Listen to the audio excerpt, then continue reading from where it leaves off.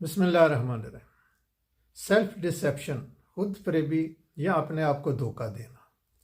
इंसान सबसे ज़्यादा झूठ अपने आप से बोलता है, सबसे ज़्यादा धोखा भी अपने आप को ही देता है। आप अगर कोई अपनी गाड़ी बेचने चले जाएं, चाहे वो नई ही हो, तो डीलर आपको ऐसे ऐसे नुक्स बताएगा कि आप समझेंगे कि आपकी गाड़ी बस स्क्रैप ही है।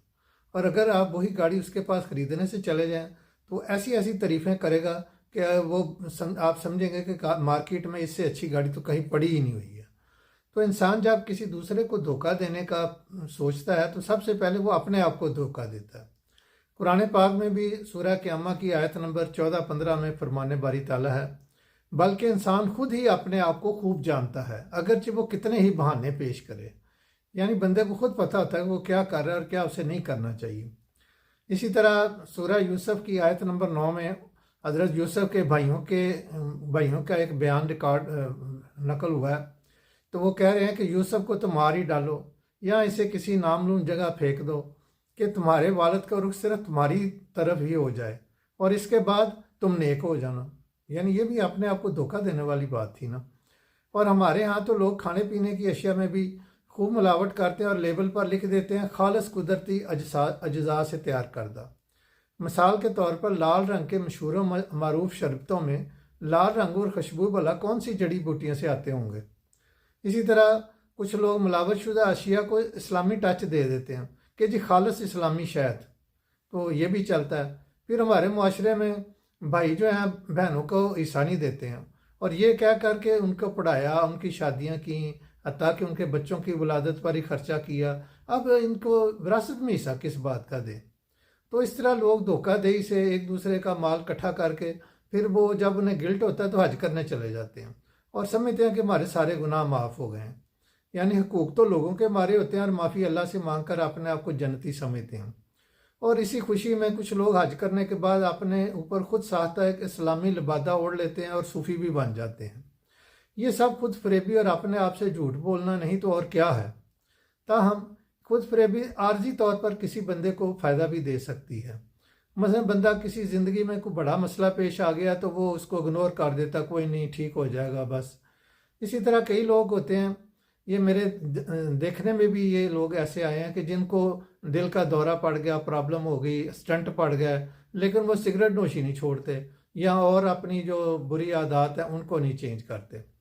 तो इस तरह कुछ खुद फरेबी आर्जी तौर पर तो प्रॉब्लम के साथ एडजस्ट करने का मौका फराहम करती है, लेकिन बंदा चूँकि मसले को समझ भी रहा होता है और उसके पैदा होने वाले जो प्रॉब्लम्स हैं उनको भी अंदाज़ा हो रहा होता है, नुकसानात को भी समझ रहा होता है, मगर अपनी जिम्मेदारी कबूल नहीं करता।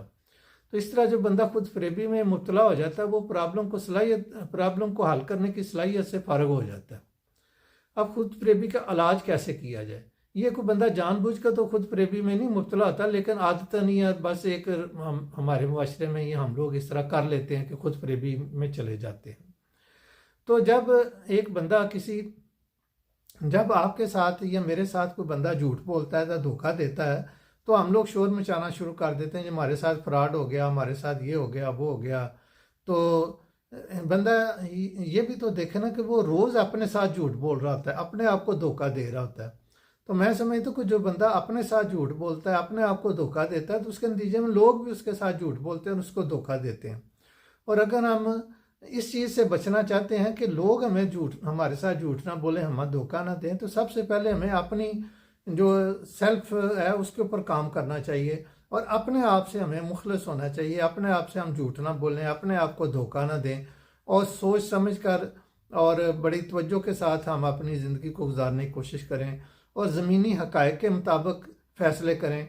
और अगर इन सारी सूरत हाल में हमें फिर भी समझ नहीं आती कि हम क्या करें, तो किसी मेंटोर से, किसी मुआलिज से, किसी सियाने बंदे से मशवरा कर लेना चाहिए।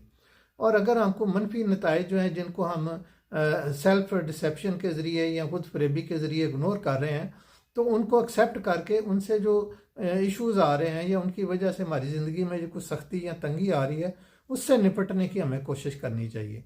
मिसाल के तौर पर आजकल एक कॉमन प्रॉब्लम है जी, महंगाई बहुत हो रही है। तो ये हकीकत है कि महंगाई हो रही है, लेकिन असल में महंगाई कोई मसला नहीं होता। असल में मसला होता है कि हमारी आमदन कम है और हम इस बात को एक्नॉलेज नहीं करते कि हमारी आमदन कम है और हमें अपनी आमदन बढ़ाने की तरफ तवज्जो देनी चाहिए।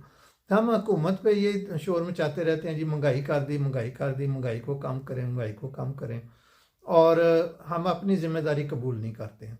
लिहाजा बेहतर यह है कि हम अपनी ज़िंदगी को खुशगवार बनाएं और उसको पुरअमन और पुरसकून बनाएं। उसके लिए ज़रूरी है कि हम सबसे पहले अपने साथ मुखलस हो जाएं, अपने साथ सच बोलें और अपने आप को धोखा देने की बजाय जो हक़ाइक़ हैं उनको तस्लीम करें और अपनी ज़िंदगी को उसके मुताबिक सेटल डाउन करने की कोशिश करें। Thank you very much. रब्बना आतिना फिद दुनिया हसनतम व फिल आखिरति हसनतम व क़िना अज़ाबन्नार।